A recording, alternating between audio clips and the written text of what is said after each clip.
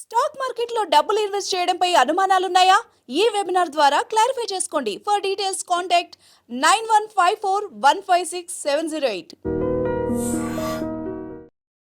Hi hello నమస్తే, welcome back to our channel. ఈరోజు మనతో ఉన్నారు AMFI certified mutual fund distributor అలాగే ఫైనాన్షియల్ అడ్వైజర్ అయిన రమేష్ పసుపులేటి గారు.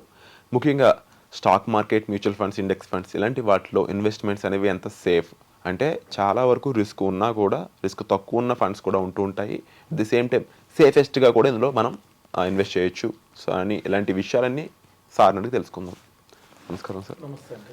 జనరల్గా మ్యూచువల్ ఫండ్స్, స్టాక్ మార్కెట్ ఏదైనా సరే రిస్క్ అని అందరూ అంటారు. అన్నా కూడా ఎన్నో వేల మంది, లక్షల మంది ఇందులో ఇన్వెస్ట్ చేస్తూ కూడా ఉన్నారు. నిజంగా అంత నష్టపోయేటట్టు అయితే చాలా అంతమంది ఇందులో ఇంకా రన్ అవ్వరు. ఇన్ని కంపెనీలు అనేవి స్టాక్ మార్కెట్లో ఉండవు. సో ఎక్కడో చోట ఇందులో జెన్యున్ విషయాలునే బయటికి రావట్లేదు. ఎంతసేపు రిస్క్ రిస్క్ రిస్క్ ఇది ఒకటే బయటకు వస్తుంది. బట్ యాక్చువల్ ఫ్యాక్టోరియల్గా ఏం జరుగుతుంది మార్కెట్లో? నార్మల్ పీపుల్, కామన్ పీపుల్ 500 రూపాయల నుంచి 1000 రూపాయలు, 10,000, 5,000 లేకపోతే కొంతమంది 20,000, 30,000 ఇన్వెస్ట్ చేయాలని చాలామంది రకరకాల ఆడియన్స్ ఉన్నారు మనకి డిఫరెంట్ లెవెల్స్లో. వీళ్ళందరి కోసం మీరు ఏం చెప్తారు స్టాక్ మార్కెట్ గురించి, మ్యూచువల్ ఫండ్స్ గురించి? డెఫినెట్గా అండి, ఇది చాలా మంచి క్వశ్చన్. ఎందుకంటే సో రిస్క్ అనేది ఓన్లీ ఈక్విటీ మార్కెట్స్ అనే కాదు, సో అన్ని ఇన్వెస్ట్మెంట్స్లో ఉంది. సో ఇప్పుడు మనం దీన్ని రిస్క్ కొంచెం ఉంది ఈక్విటీ మార్కెట్లో. దీన్ని ఎలా ఉపయోగించుకోవాలో తెలిస్తేనే ఇందులో ఎక్కువ రిటర్న్ సంపాదించగలం.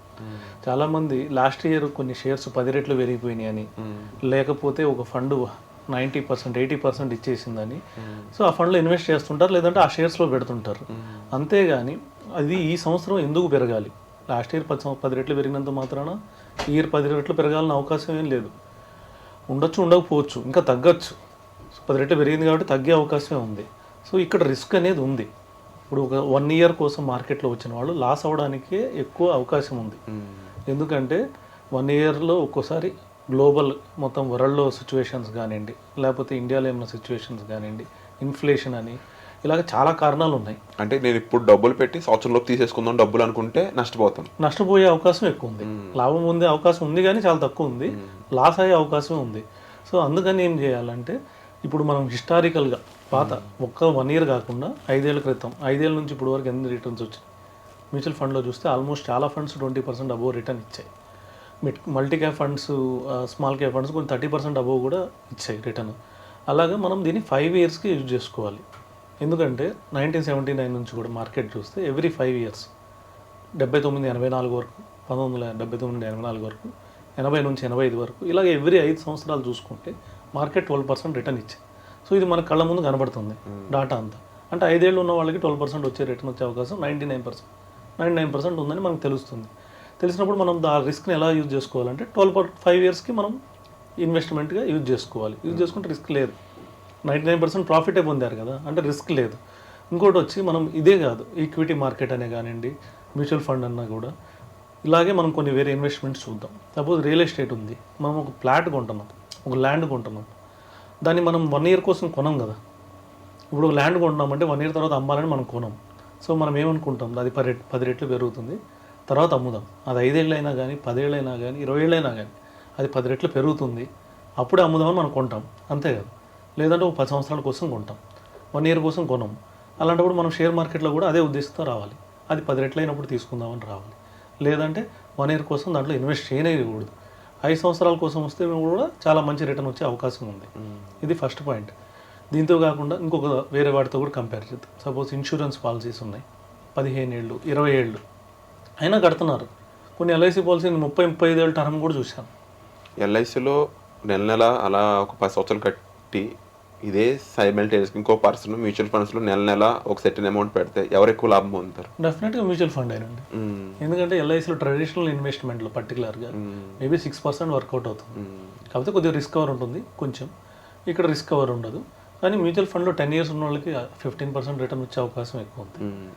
మినిమం అని ఏమని చెప్పలేం, 12-15% మనం తీసుకోవచ్చు. సో డెఫినెట్గా వస్తుంది. ఎందుకంటే మనం చూసిన ఫండ్స్లో majority of funds 90% funds 12-15% return ఇచ్చాయి. 10 ఇయర్స్ డౌన్ ది లైన్లో 20% ఇచ్చే ఫండ్స్ ఏమైనా ఉన్నాయా? In case last historical data పరంగా అడుగుతున్నాను. లాస్ట్ 10 ఇయర్స్లో 20% అబోవ్ ఇచ్చిన ఫండ్స్ చాలా ఉన్నాయి. ఓకే, చాలా మిడ్ క్యాప్ ఫండ్స్ ఉన్నాయి, చాలా స్మాల్ క్యాప్స్ ఉన్నాయి, చాలా గ్రోత్ ఫండ్స్ ఉన్నాయి. 20% అబోవ్ ఇచ్చిన ఫండ్స్ చాలా ఉన్నాయి. సో మనం దీన్ని చూసుకొని మనం ఏమనుకోవచ్చు అంటే 12% మినిమం ఇస్తుంది అనుకోవచ్చు. 20% ఇవ్వలేకపోయినా 20% ఇచ్చిన ఫండ్ ఎంత వరస్ట్ పెర్ఫార్మెన్స్ తీసినా 12% రిటర్న్ ఇవ్వడానికి అవకాశం ఎక్కువ ఉంది. ఇప్పుడు మనం 6% రిటర్న్తో ఫాస్ట్గా పరిగెత్తినా 12% రిటర్న్తో మనం ఫాస్ట్గా పరిగెత్తి ఏది ఫాస్ట్గా పరిగెత్తుందో మనకు అందరికీ తెలిసింది. డెఫినెట్లీ. సో ఆ విధంగా మనము ఒక ఇన్వెస్ట్మెంట్ చేసేటప్పుడు దాని గురించి పూర్తిగా అర్థం చేసుకొని, ప్లస్ ఇంకొక విషయం ఏంటంటే ఇక్కడ మ్యూచువల్ ఫండ్ అనేది డిఫరెంట్. మళ్ళీ ఈక్విటీ మార్కెట్లో కూడా మంచి స్టాక్స్ సెలెక్ట్ చేయడం మ్యూచువల్ ఫండ్ అనేది. ఇప్పుడు ఈక్విటీ మార్కెటే మంచిది అనుకున్నాం, ఎవ్రీ 5 yearsకి 12% రిటర్న్ ఇస్తుంది అనుకున్నాం. అలాంటిది మ్యూచువల్ ఫండ్ అంటే ఆ స్టాక్స్లో కూడా బెస్ట్ స్టాక్ సెలెక్ట్ చేయడం. సో ఇది ఇంకొద్దిగా ఎక్కువ రిటర్న్ ఇచ్చే అవకాశం. స్టాక్ మార్కెట్లో కొత్తగా వచ్చే వాళ్ళు మీరు ఏం చెప్తారు? రిస్క్ అని చెప్తారా, లేదంటే రిస్క్ కూడా మినిమైజ్ చేసుకుని పని చేసుకోవచ్చు అని చెప్తారా?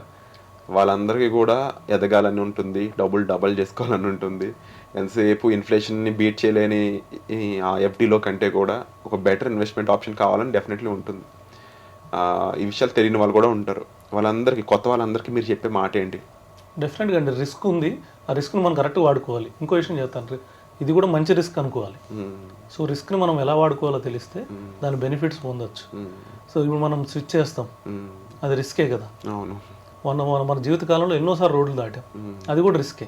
కానీ మనం దాని గురించి అవగాహన తెచ్చుకొని ఎలా రోడ్డు దాటితే మనకి యాక్సిడెంట్ అవ్వదు, సో ఎలా కరెంట్ యూజ్ చేయొచ్చు, మనం ఇలా తెలుసుకొని యూజ్ చేస్తున్నాం, దాని బెనిఫిట్స్ పొందుతున్నాం. అంతే ఇవి కూడా ఇది కరెక్ట్గా అర్థం చేసుకొని ఇన్వెస్ట్ చేస్తే ఇది చాలా మంచి రిస్క్లో చాలా మంచి రిటర్న్ వచ్చింది. Wonderful sir. సో ఈ రిస్క్ అనే దాని మీద చాలామంది రాంగ్ ఇన్ఫర్మేషన్తో స్టాక్ మార్కెట్లోకి ఎంటర్ అవ్వకుండా ఆగిపోతున్నారు, లాభాలు పొందలేకపోతున్నారు. నిజంగా స్టాక్ మార్కెట్లో ప్రాఫిట్స్ పొందే చాలా ఆపర్చునిటీస్ అనేవి ఉన్నాయి. వాటి గురించి తెలుసుకోవాలనుకున్నట్లయితే రమేష్ పసుపులేటి గారు కండక్ట్ చేయబోయే వర్క్షాప్కి అటెండ్ అవ్వచ్చు. డీటెయిల్స్ కోసం డిస్ప్లే అవుతున్న నెంబర్స్ కాల్ చేయండి. Thank you so much.